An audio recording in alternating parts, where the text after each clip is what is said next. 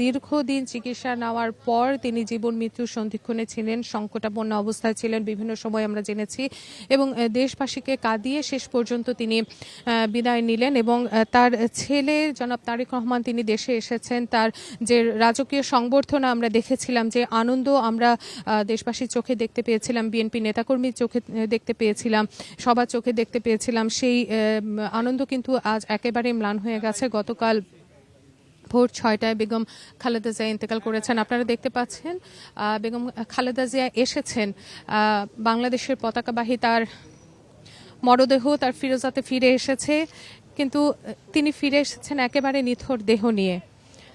তাকে একেবারে নিথর দেহ নিয়ে তিনি তার ফিরোজায় ঢুকছেন। বরাবরই তিনি এখানে ছিলেন, দীর্ঘ সময় তিনি এখানে পার করেছেন। তিনি তার স্বামীকে হারিয়েছেন, একটা সময় তিনি তার ছোট ছেলে কোকোকে হারিয়েছেন। তারপর নানান রাজনৈতিক প্রতিহিংসার শিকার হয়ে আমরা যদি বলি, জনাব তারেক রহমান তিনি লন্ডনে চলে গিয়েছিলেন, সেখানে তাকে দীর্ঘ সময় থাকতে হয়েছে। খুলে বলো ফ্যান্টাস্টিক নিমো খালাল বিস্কুট খায় সানিও স্ট্যাটাস দিছে ফ্যান্টাস্টিক।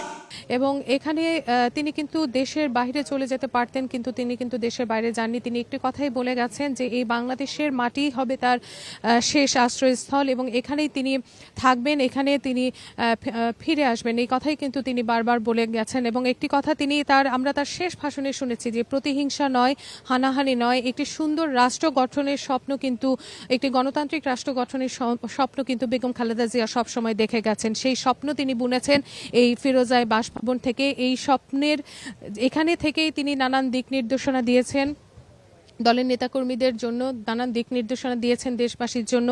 আজ এখানেই তিনি এসেছেন, কিন্তু একেবারে নিথর দেহ নিয়ে তিনি ফিরেছেন। তিনি এসেছেন এবং কিছুক্ষণ পরে তার এই মরদেহ তার এই প্রিয় বাসভবন থেকে নিয়ে যাওয়া হবে এবং জানাজার পরে রাষ্ট্রীয় মর্যাদায় তাকে দাফন করা হবে তার প্রিয় স্বামী জনাব জিয়াউর রহমানের পাশে।